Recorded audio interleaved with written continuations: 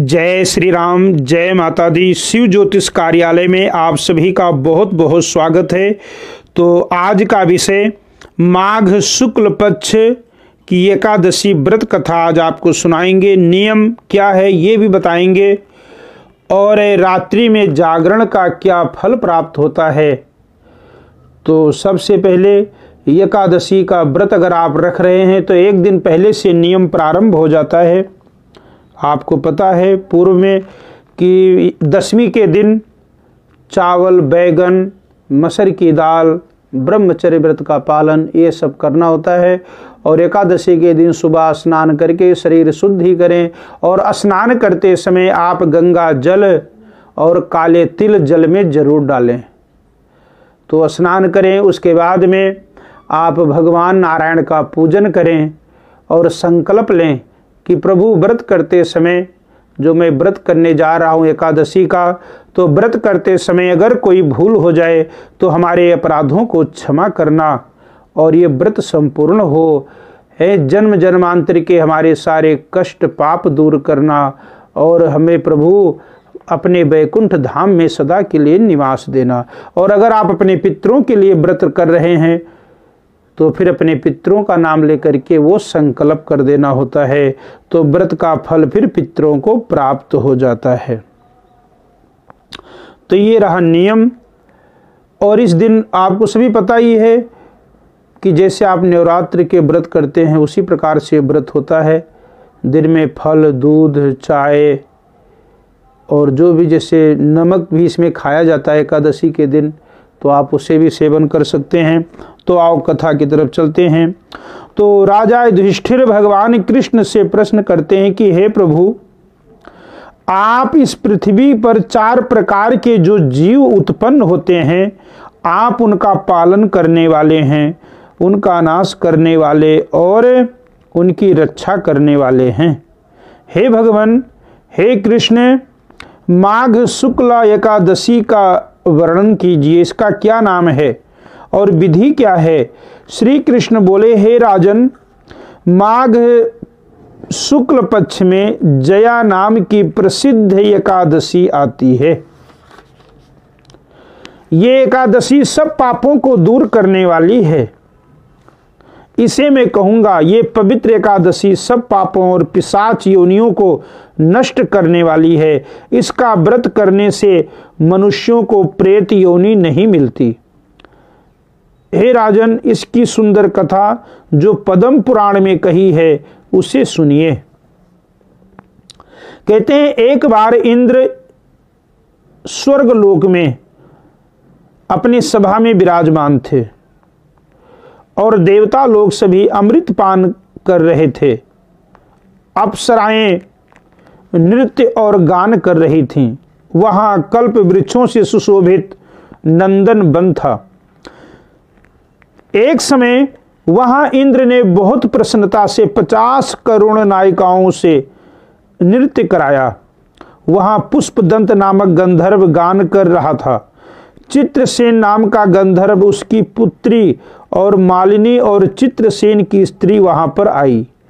मालिनी का पुत्र जिसका नाम पुष्पवान और पुष्पवान का पुत्र माल्यवान था। तो पुष्पवती नाम की गंधर्वी माल्यवान गंधर्व पर मोहित हो गई। कामदेव के पौने बाणों से उसका शरीर घायल हो गया। उसने अपने सुंदर स्वरूप, भाव और कटाक्ष से माल्यवान को बस में कर लिया। इंद्र को प्रसन्न करने के लिए नृत्य में वे दोनों आए और अप्सराओं के साथ गान करने लगे। मोहित होने के कारण उनका मन डावाडोल हो गया। इससे ना तो शुद्ध गायन हुआ और ना ही वो वहां पर नृत्य कर सकी। वे दोनों कामदेव के वशीभूत हो गए। ताल व राग की गति बिगड़ने से इंद्र उन दोनों के मन की बात जान गए। तब इंद्र ने अपना अपमान समझकर कुपित होकर उन दोनों को श्राप दे दिया। कहा कि मेरी आज्ञा भंग करने वाले मूर्ख पापियों, तुमको धिक्कार है। तुम दोनों पिशाच रूप हो जाओ, मनुष्य लोक में जाकर अपने कर्म का फल भोगो। इस प्रकार इंद्र के शाप को पाकर वे दोनों बड़े दुखी हुए। इंद्र के शाप से मोहित होकर वे दोनों हिमालय पर्वत पर पिशाच होकर और अपने उस निंदित कर्म को भोगने लगे। पिशाच योनि से वे दोनों को बहुत कष्ट होता था। साप के कारण उनको ना तो गंध, रस और स्पर्श का ज्ञान ही वो भूल गए थे। शरीर में जलन होती थी, नींद नहीं आती थी।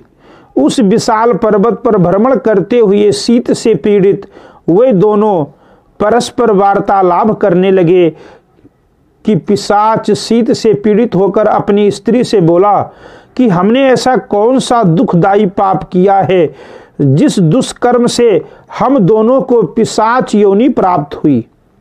मैं पिशाच योनि को कठोर और निंदित नरक समझता हूं, इसलिए किसी प्रकार का पाप नहीं करना चाहिए। इस प्रकार वे दुख से घबराकर एक दूसरा आपस में वार्तालाप करते हुए दूसरे को रोने लगे। देव योग से भगवान कृष्ण कहते हैं कि हे राजन, संयोग से माघ शुक्ला एकादशी की तिथि आ गई। तिथियों में श्रेष्ठ जया नाम की प्रसिद्ध तिथि आ गई। उस दिन उन दोनों ने कुछ आहार नहीं किया। हे राजन, उस दिन उन दोनों ने जल भी नहीं पिया, ना ही कोई जीव हिंसा किया, ना ही पेड़ के पत्ते खाए, ना ही फल खाए। वे दोनों दुखी होकर पीपल के पेड़ के पास पड़े रहे। उसी तरह पड़े हुए उनको सूर्य अस्त हो गया। रात हो गई तो ठंड से कांपने लगे और सर्दी में उन्हें नींद भी नहीं आई, जिससे उनका जागरण हो गया। हे राजन, इस प्रकार इंद्र के शाप से पीड़ित उन दोनों दुखियों की रात्रि बड़े कष्ट से व्यतीत हुई। परंतु एकादशी के व्रत और रात्रि में जागरण करने से उन दोनों को व्रत के प्रभाव से जो फल मिला उसे सुनो। हे राजन, जया एकादशी का व्रत करने से और विष्णु के प्रभाव से द्वादशी के दिन दोनों पिशाच योनि से छूट गए।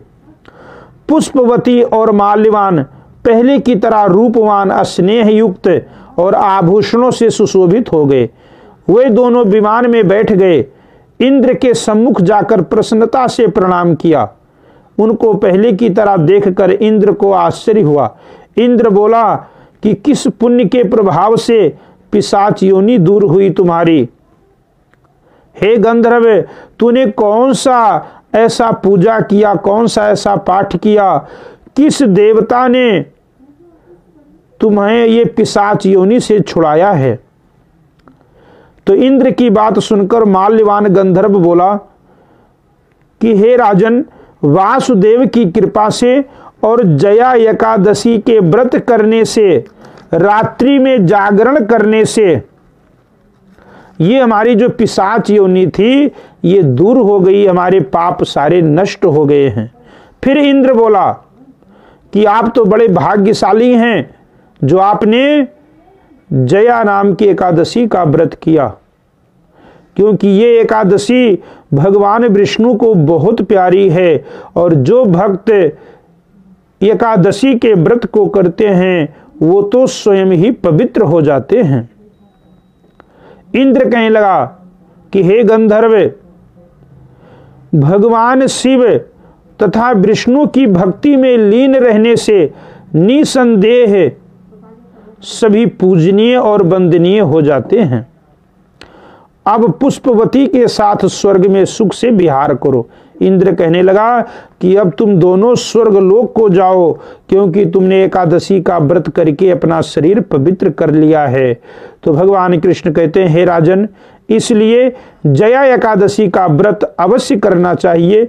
जो कोई श्रद्धा और भक्ति से एकादशी का व्रत करता है वो करोड़ों कल्प तक वैकुंठ में आनंद करता है।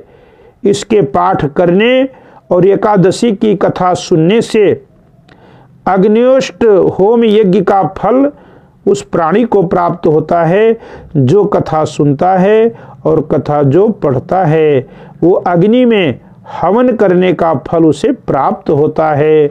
बोलो श्री कृष्ण भगवान की जय। तो इस कथा को ज़्यादा से ज़्यादा शेयर करना, जिससे अन्य लोगों को भी इसका लाभ प्राप्त हो। और जो आप शेयर करेंगे इस वीडियो को